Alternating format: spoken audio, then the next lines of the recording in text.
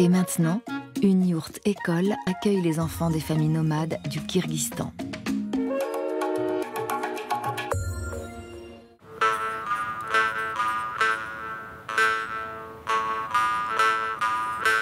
Le nord du Kirghizistan est une région de montagnes et de verts pâturages. L'été, de nombreuses familles kirghizes s'installent sur ces hauteurs avec leurs animaux, comme le faisaient leurs ancêtres nomades. Pour les enfants, c'est toujours une période très particulière.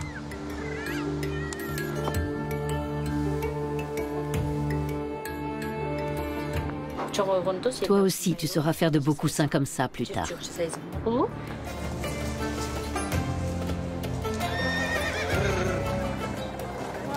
Je vais souvent au marché aux bestiaux avec mon père.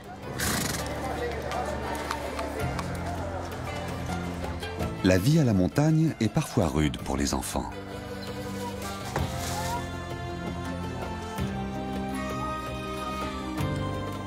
J'ai beaucoup de choses à faire ici. Aller chercher de l'eau, ramasser du bois pour le feu, surveiller mes petites sœurs, aider ma mère. Mais depuis quelques années, les enfants des familles nomades ont un lieu pour se retrouver. Dépêchez-vous! Une école installée sous une yourte. Ils sont très curieux et demandent toujours de nouveaux devoirs.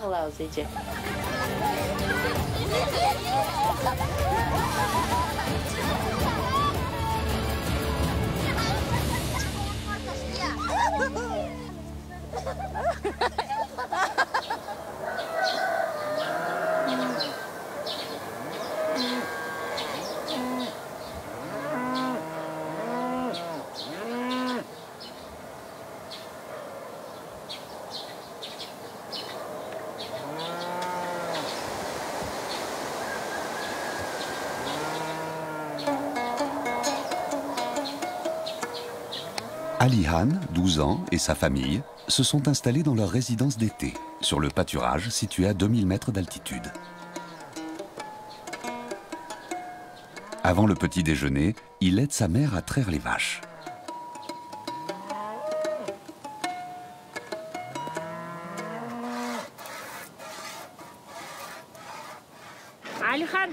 Alihan, prépare les 2 vaches suivantes.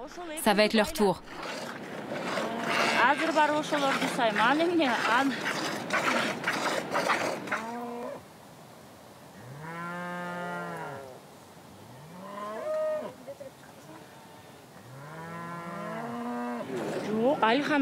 Alihan nous aide beaucoup. Sans lui, on n'en verrait pas le bout. La journée du garçon est bien remplie.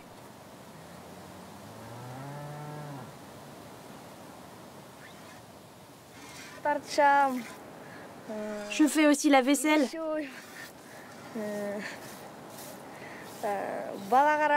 Des fois, je surveille mon petit frère.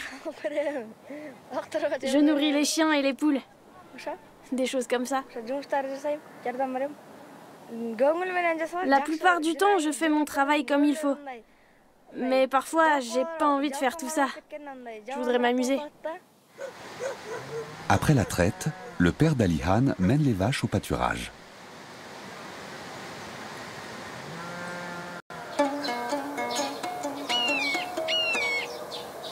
À 3 km de là, et quelques 500 mètres plus haut, 3 petites filles vaquent aussi à leur corvée quotidienne.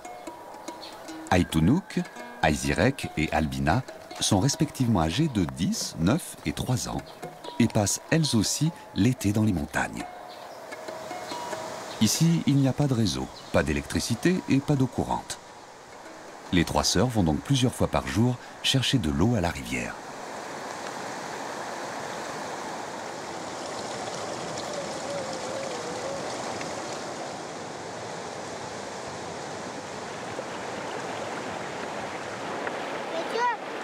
Ma bouteille est pleine.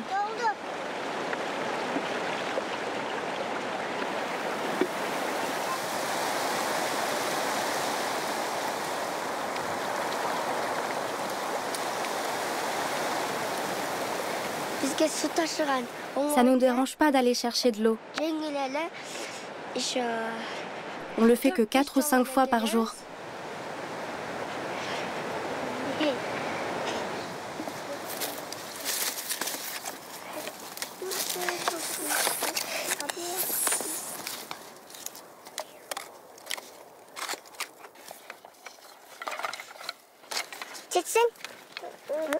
Il faut que tu les attaches là, au milieu.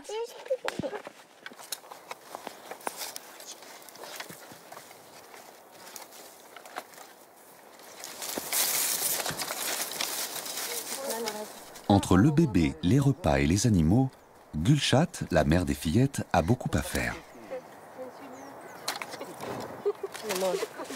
Tiens, bois. Je dois m'occuper du bébé toute la journée.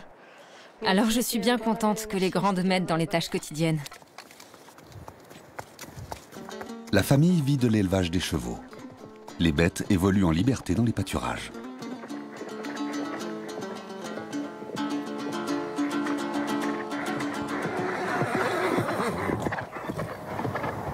La localité la plus proche, Küzüksu, est à environ 1 heure de route. C'est ici que la plupart des familles semi-nomades habitent le reste de l'année. Genia Charcheva est institutrice depuis 30 ans.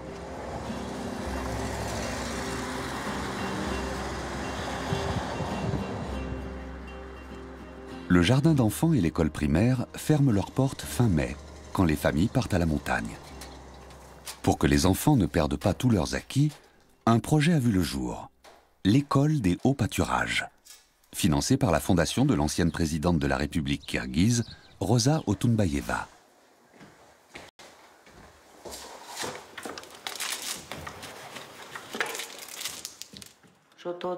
Tous les enfants qui passent l'été dans les montagnes peuvent venir à l'école sous la yourte. Je fais classe quelques heures par jour et j'essaie de leur apprendre des choses. Mais on fait aussi des jeux et des activités autour des traditions pour qu'elles ne tombent pas dans l'oubli. Pendant la période soviétique, le russe s'est imposé dans toutes les républiques d'Asie centrale et la bolchevisation a mis à mal les structures traditionnelles des sociétés locales. Mais la langue et la culture kirghize n'ont jamais disparu. Après l'indépendance, en 1991, le Kirghizistan est entré dans une période économique difficile. Le revenu moyen est aujourd'hui inférieur à 300 € par mois. Alors de nombreux Kirghizes renouent avec la tradition du nomadisme vieille de près de 3000 ans. La pauvreté oblige parfois les enfants à travailler pour contribuer aux revenus de la famille. L'école, sous la yourte, permet de lutter contre cette fatalité. Tous les étés, pendant les vacances, je monte dans les hauts pâturages. J'en profite aussi pour me reposer. L'air frais, la beauté du paysage, l'eau pure. J'aime beaucoup aller en montagne. Et j'aime les enfants. Pendant l'année, les éleveurs habitent à la périphérie du village. Les Kirghizes sont de plus en plus nombreux à redécouvrir cette activité traditionnelle relativement lucrative.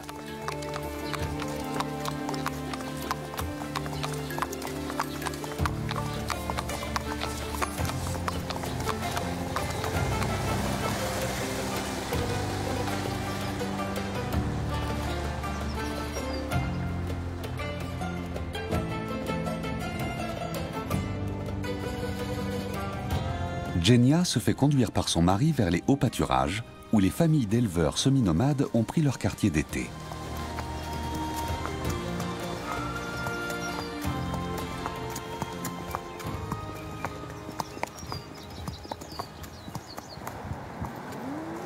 Avant d'aller à l'école, Alihan ramasse du bois pour le feu.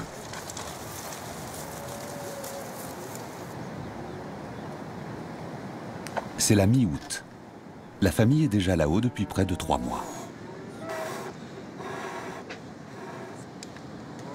C'est le 6e été que Gülnaz et son mari Mirlan passent ici avec leurs enfants.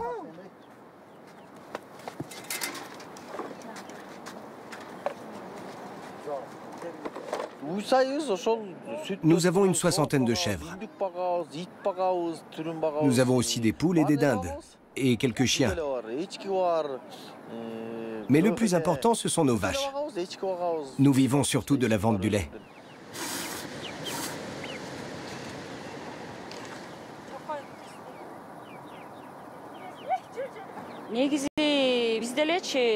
J'ai étudié à l'université de Bishkek.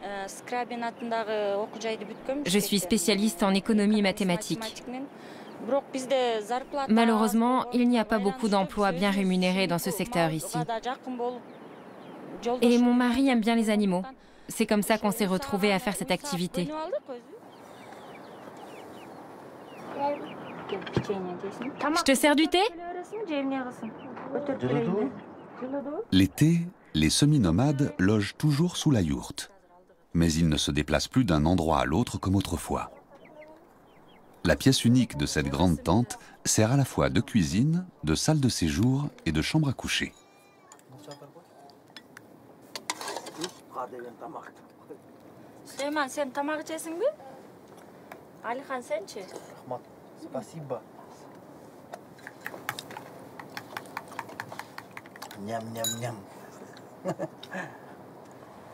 Les familles sont installées à plusieurs centaines de mètres les unes des autres.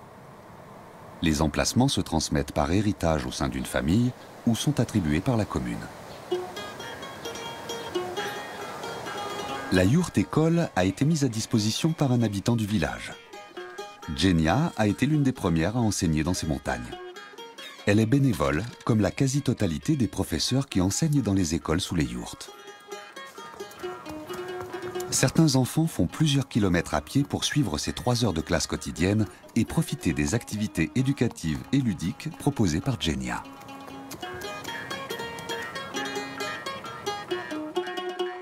Bonjour, tu en as de belles couettes aujourd'hui. Genia a confectionné elle-même une grande partie du matériel scolaire. Pendant que les enfants se préparent pour la classe sous la yourte, elle accueille 2 de ses petites filles, Aytunuk et Aizirek.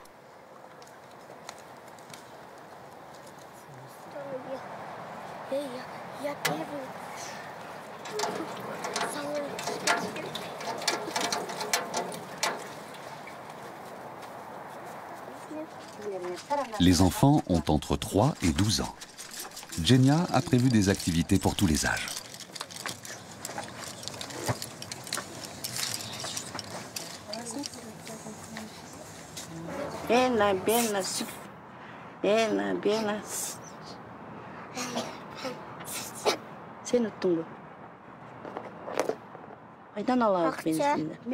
À quoi roule une voiture? À l'essence. Les poules volaient sur le dos et le chat s'accrochait par le dessous.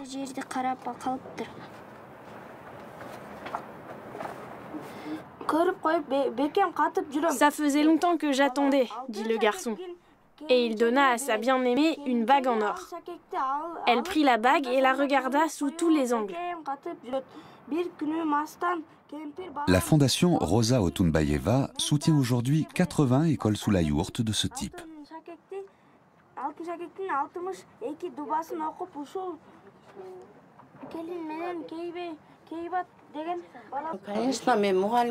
J'espère qu'ils pourront réaliser leurs rêves, qu'ils feront de belles études, qu'ils iront à l'université. Peut-être même que l'un de mes élèves deviendra président ou présidente.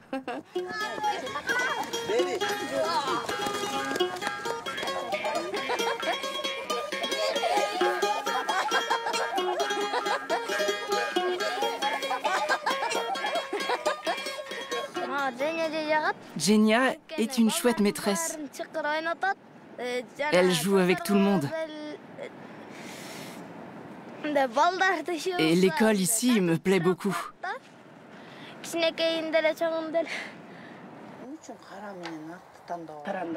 Alors, vous devez prendre un crayon dans chaque main. Comme ça.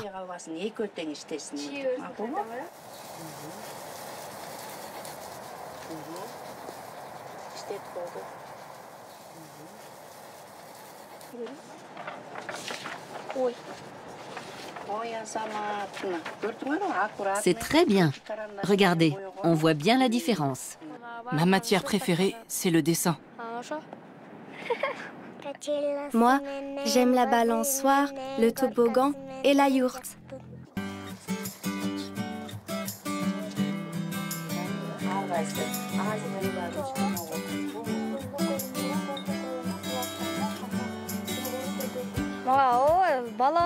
Sans l'école, on s'ennuierait. Tous les enfants du coin viennent dans la yourte. C'est super de se retrouver tous ici.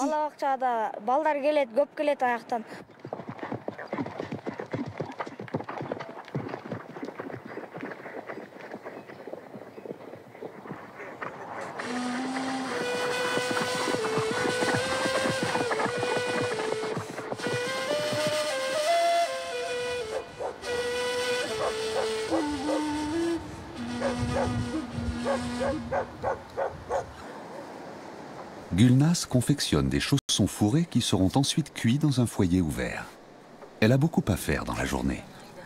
La tâche sera plus facile quand le petit frère d'Alihan ira aussi à l'école.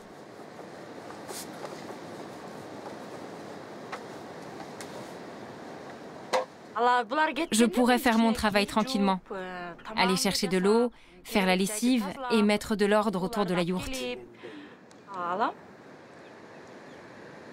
Dans les prairies d'altitude, l'existence est rude. Les deux parents espèrent une vie meilleure pour leurs enfants.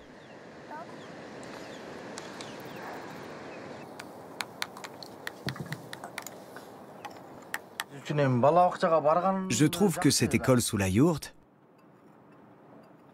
c'est une bonne chose pour les enfants. On peut remercier Genia d'organiser la classe tous les ans. Son travail n'est pas facile. Et c'est grâce à elle si cette école existe dans le secteur. Si Dieu le veut, peut-être même que mon fils deviendra médecin.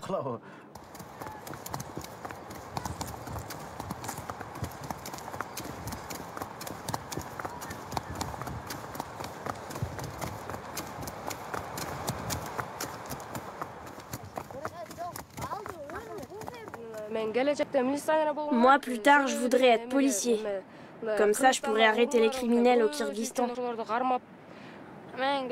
Quand je serai grand, je voudrais être architecte et construire de beaux bâtiments.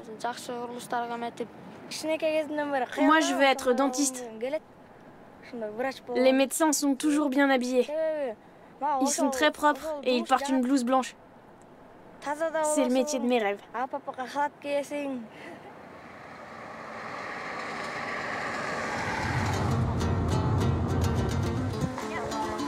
Pour l'instant, le père d'Alihan lui transmet en tant que semi-nomade sa passion pour l'élevage et les bêtes.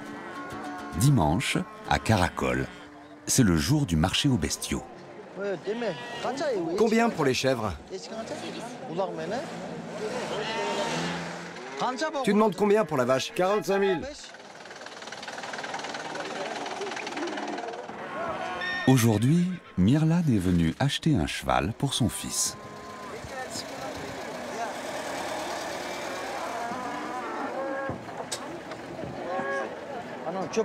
Le prix du bétail a baissé parce que le coût du fourrage a beaucoup augmenté.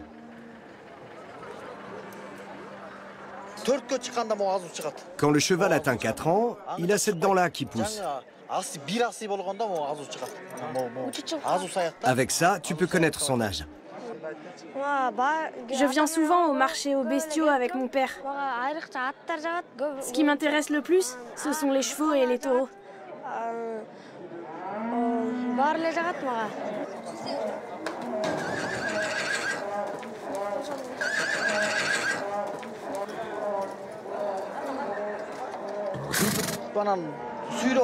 C'est un cheval sauvage. Il ne se laisse pas facilement attacher.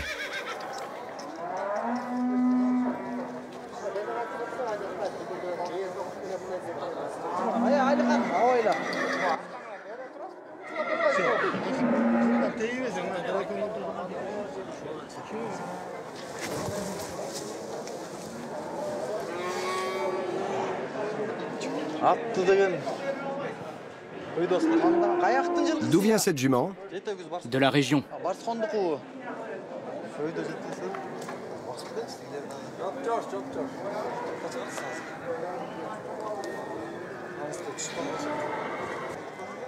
On peut la traire? Je ne sais pas, mais elle est très calme.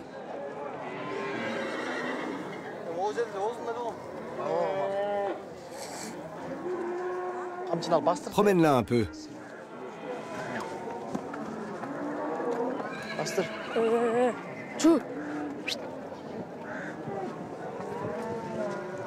Бер бастыр кайра, мындайынан Алихан.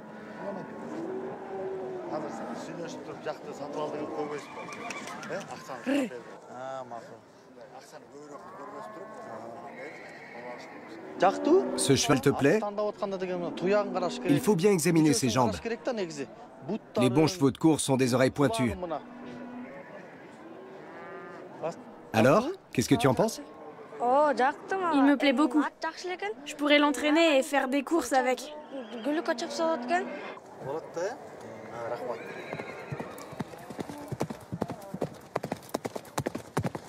Acquérir un cheval demande un investissement important pour la famille.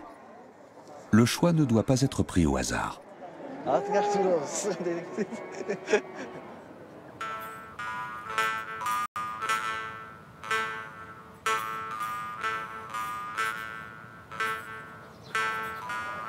Retour dans les montagnes.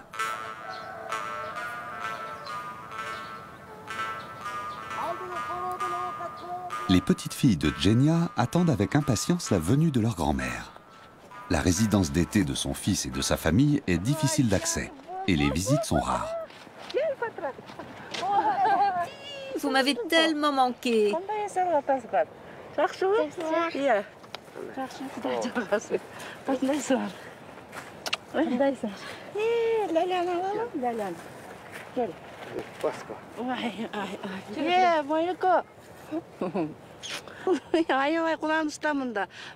C'est la première fois que je viens ici. C'est très difficile de monter à cette altitude pour moi. Mais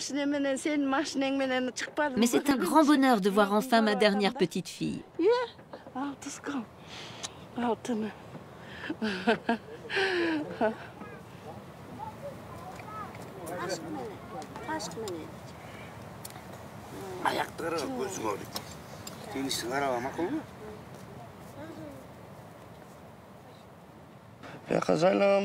Je viens ici depuis 3 ans.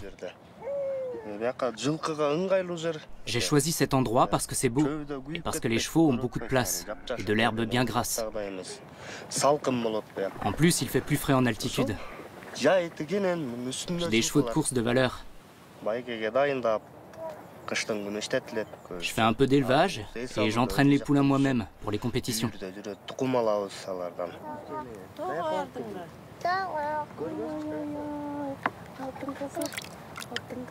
Ici, la famille vit en grande partie en autosuffisance et ne descend qu'une fois par semaine au village pour faire des courses. Les vaches fournissent le lait et donc du yaourt, du beurre et du fromage.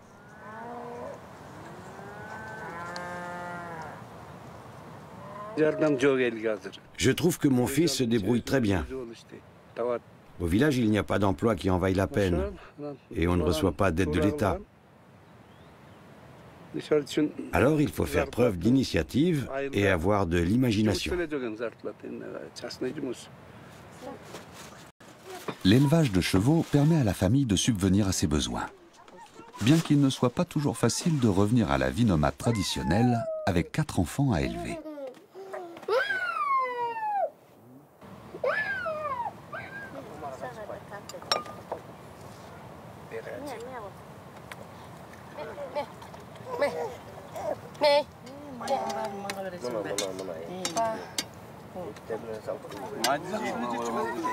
Le retour aux traditions n'empêche pas les petites filles de Genia d'avoir de grands rêves pour leur avenir.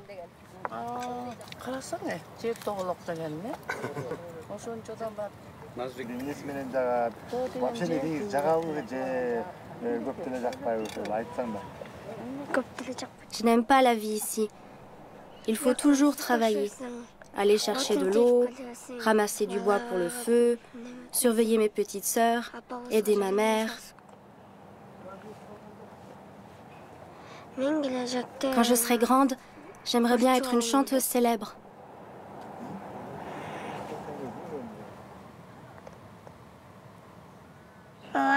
Moi, j'aime bien quand on est ici. On joue tous ensemble et on va à l'école sous la yourte. Plus tard, je voudrais être médecin pour soigner les gens malades et les enfants.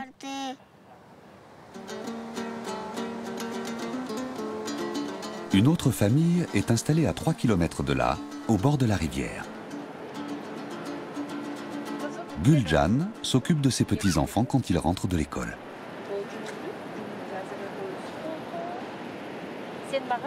Saïda, tu peux m'apporter de la lessive? On va ajouter un peu d'eau.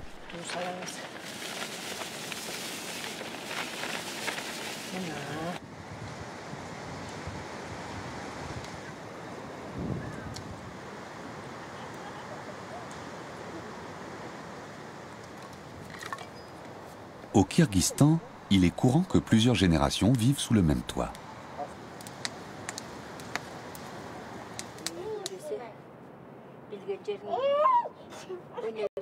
Mamie, tu peux m'aider, je me suis emmêlée. J'arrive, attends. Tout en s'occupant des enfants, Guljan consacre son temps à des travaux manuels traditionnels, comme la confection de coussins pour la yourte. Saïda, tu peux m'aider, s'il te plaît?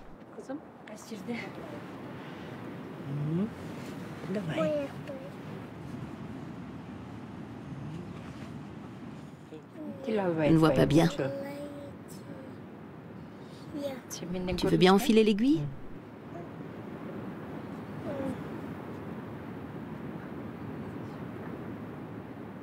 Tiens. Bravo. Merci. Merci beaucoup. Je fabrique ce coussin pour toi. Et quand tu seras grande, tu pourras en coudre toi-même.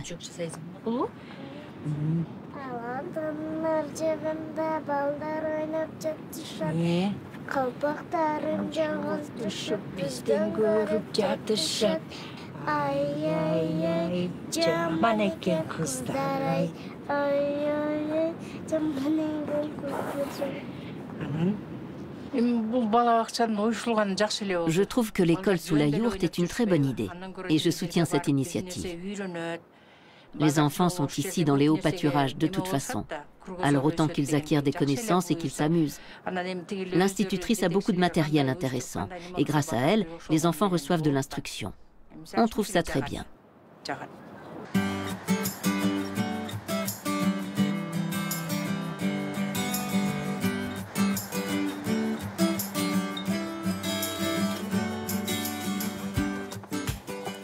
Aujourd'hui, Genia explique le déroulement de la fête des premiers pas. Une tradition qui célèbre le passage des tout jeunes enfants du 4 pattes à la station debout. La famille de l'institutrice organise cette fête et toute l'école est conviée. On attache les pieds du petit enfant avec un ruban de laine. Ensuite, on organise une course entre les autres enfants. Et le plus rapide pourra couper le ruban. On va préparer quelque chose pour la fête. Qui veut réciter un poème?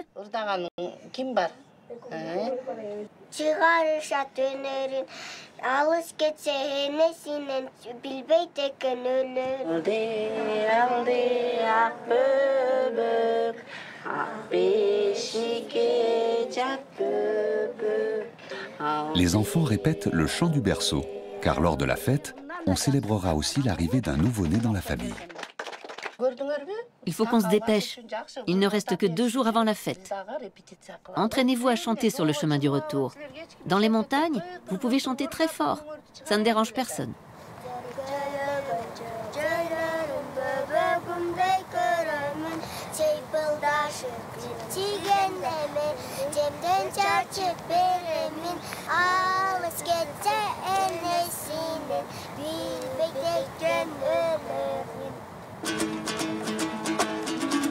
La grande fête a lieu dans la vallée voisine, dans une maison louée pour l'occasion.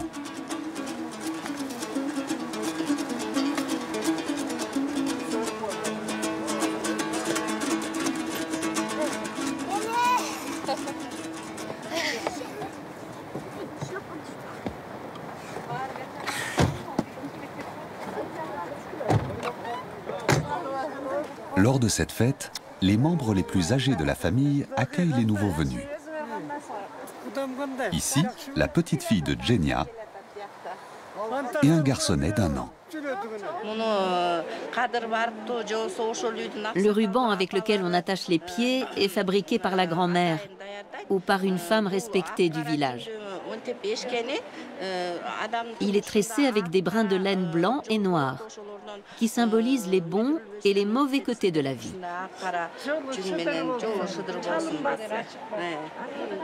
Et après, on va courir dans la prairie? Exactement. Et vous, les garçons, il ne faut pas pousser les autres.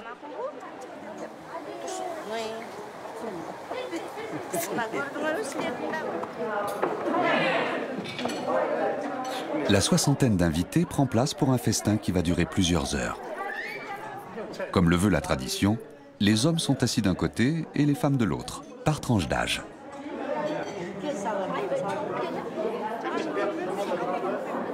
L'aînée des femmes célèbre le rite du berceau, par lequel la petite Aïdarija fait son entrée officielle dans la famille. Au nom de Dieu, je te dépose dans ce berceau, qu'il t'apporte toujours le bonheur. Que tu deviennes une petite fille heureuse, croyante, intelligente et instruite. Dors toujours bien dans ton berceau, ma petite chérie.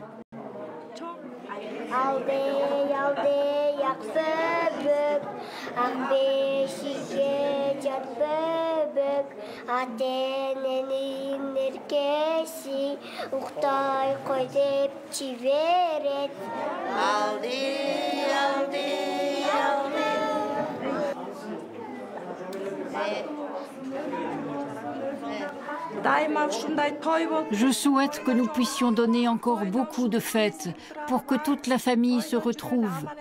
Que Dieu vous prête bonne santé et longue vie et que notre petite fille soit heureuse.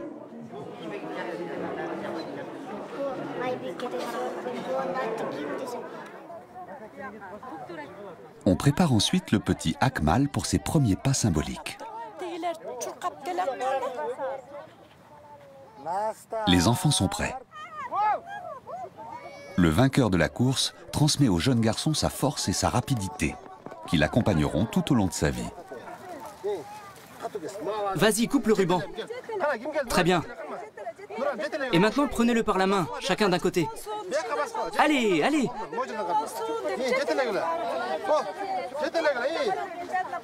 Le petit Akmal entre symboliquement dans une nouvelle phase de vie. Genia a prévu un petit cadeau pour chacun des enfants, afin qu'ils gardent tous un bon souvenir de la fête.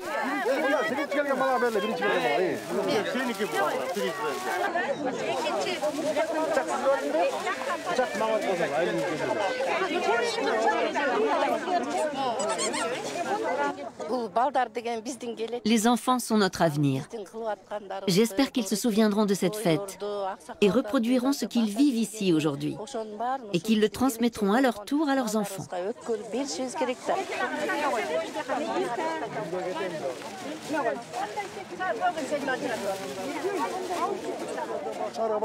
Je vous souhaite d'avoir beaucoup d'enfants et beaucoup de veaux, de rester en bonne santé et que Dieu vous protège du malheur. Je vous souhaite de vivre aussi longtemps que moi afin d'avoir de nombreux petits et arrière-petits-enfants.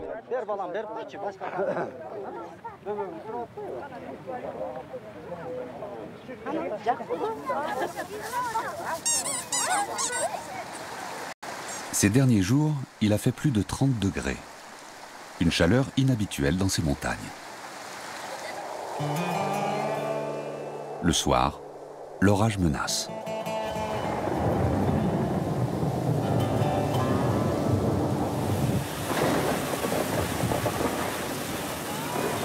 Le ciel se déchaîne 2 jours et 2 nuits durant.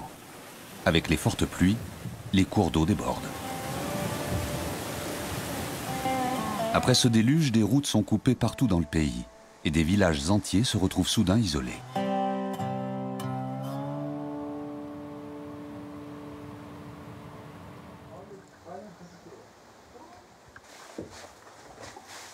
Genia s'inquiète pour la famille de son fils et pour ses élèves.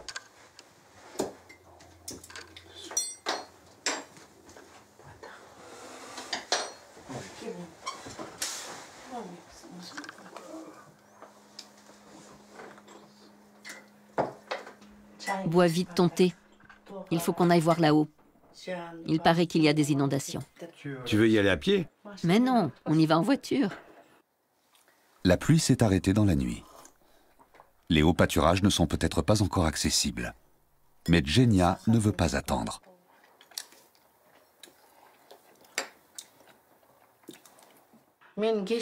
Mon métier, c'est ma vie. Je suis habituée à me rendre auprès des enfants tous les jours. Je ne peux pas rester à la maison à ne rien faire. Parfois, c'est un peu trop pour moi. Mais elle ne peut pas s'en passer, hein, alors je l'aide.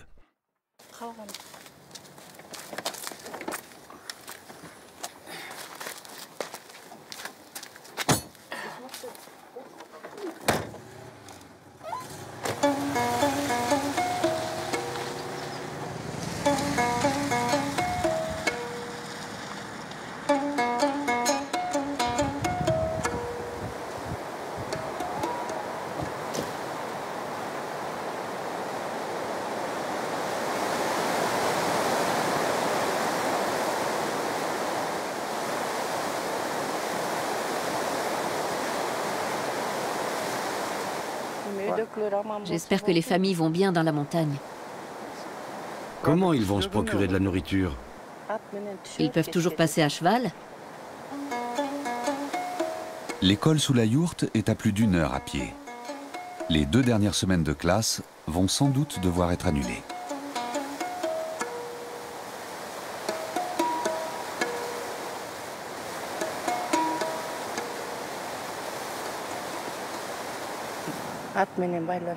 Allez, viens, on rentre. On ne peut pas traverser. Il faut absolument qu'on organise une fête pour la fin de l'été.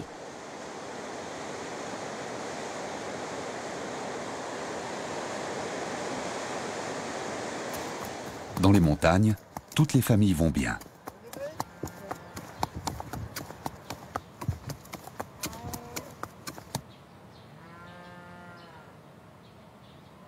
Les enfants se retrouvent chez Aliane.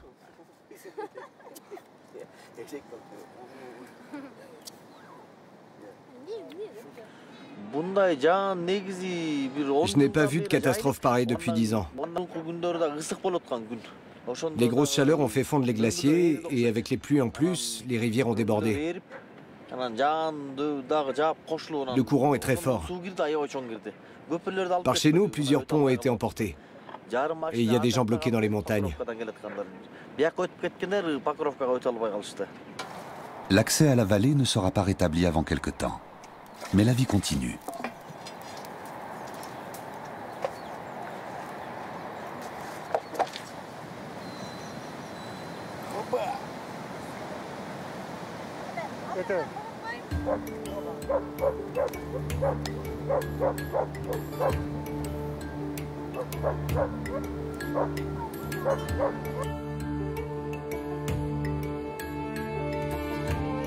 Malgré l'effondrement de la route, tous les enfants se retrouvent pour une journée au bord du lac d'Issikkul, de l'autre côté des montagnes.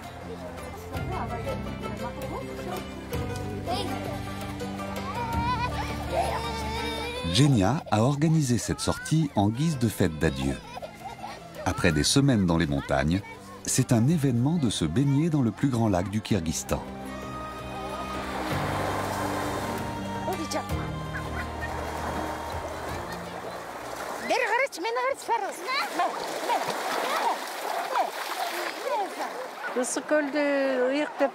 L'Issikkul n'est pas seulement un lac célèbre, c'est aussi un lieu sacré. On dit que se baigner dans ces eaux guérit les maladies.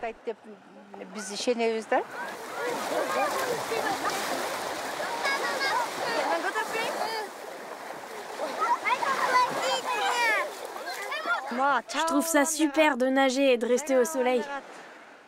Je construis une yourte.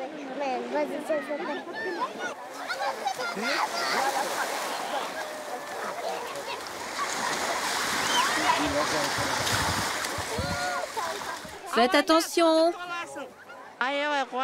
Je suis contente que les enfants s'amusent bien. Ça me donne de la force et de l'énergie de discuter et de jouer avec eux.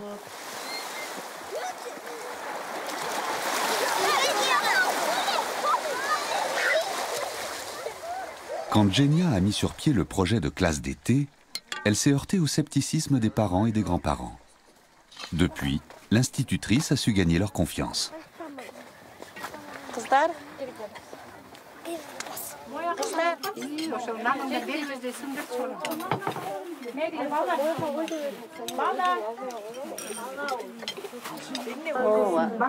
Merci de leur donner cette enfance heureuse.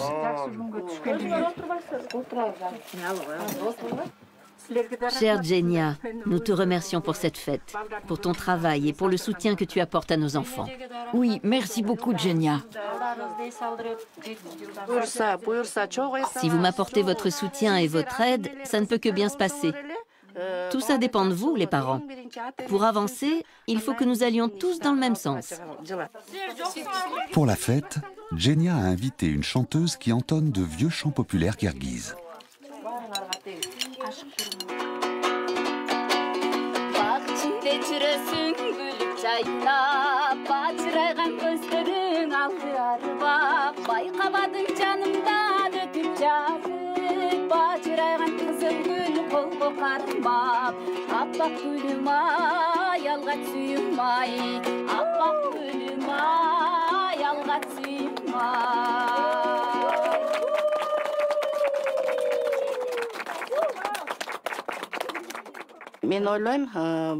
J'espère de tout cœur que je pourrai continuer à faire classe sous la yourte l'été prochain et que les enfants m'attendront à nouveau dans les montagnes. Dans quelques jours, les élèves vont retourner au jardin d'enfants et à l'école du village. Mais ils n'oublieront pas le temps passé à l'école sous la yourte avec Genia. J'étais très contente d'aller à l'école sous la yourte. Et Genia va me manquer. Je reviendrai l'an prochain.